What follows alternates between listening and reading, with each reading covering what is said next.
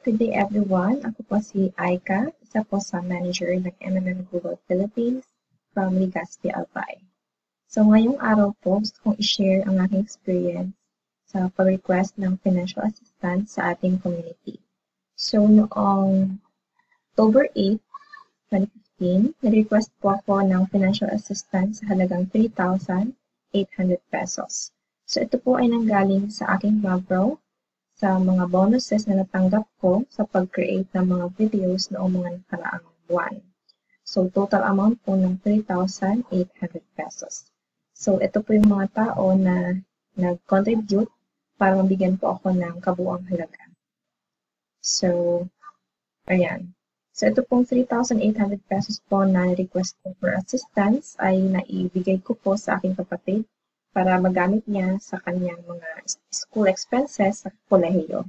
So napakalaking tulong po ng MMM sa mga Pilipino at lalong-lalo na po sa maraming tao na nangangailangan ng financial assistance. So maraming salamat MMM, long live, and together we can change the world.